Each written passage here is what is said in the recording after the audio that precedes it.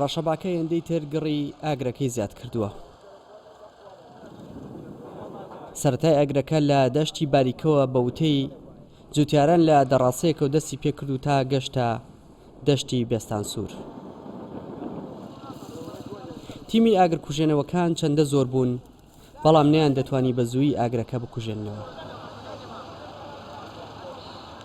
جوتیارە گەنجەکان بە خێرایی ئاگر بەڕیان دروست دەکرد.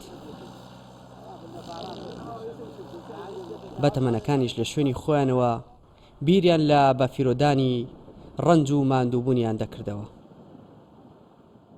ئەمە لە وەرگایە زەرەری زۆرە بۆ ماڵگات، بۆمان ئەمە گەلە و گالی لادەین زەرژیانێکی زۆر زۆری بووە بۆمان. دەڕاستەیەک لەسەرەوەیە درێژ کردووە لەسەرەوە خەریکی دەڕاستەکەی وە لە دەڕاستە و ئاگرەکە کەوتۆتەوە. ئەگەر سەر باقی لەسەر ناڵێ بکشێتەوە، باقی لەسەر حەرێقیش فرای ناکەوێت، حەرێقیش باقی سەر زۆر بەقەوەتە لە دووە ئاگرەکاتەوە سێ ئاگرەکەش دەکوێت. ئەوە بەردەمی ئاگرەی سەوەمی گەرمە نەدوراوەتەوە بەردەمی. ئاگرەکە تا دەهات بەهێزتر دەبوو. ئەوەی گەرمەکەی نەدووری بووەوە ترسی لێ نیشت بوو لەوەی پریشکی ئاگرەکە بە گەرمی ئەویش بکات. تیمەکانی بەرگری شارستانی و جوتیاران هەوڵێکی زۆریاندا تا زیانەکان تەنها مادی بن و ئاگرەکە نەگاتە ناو گوندەکان و زیانی گیانی لێ نەکەوێتەوە. ئەمەی کە ڕووی داوە نزیکی مەساحی 700 دۆنم سوتاوە لە دانەوێڵە و لە وەرگا و پەرێزەکان، و ئەمە بەڕاستی دیاردێکی زۆر ناشرینە، زۆر ناخۆشە.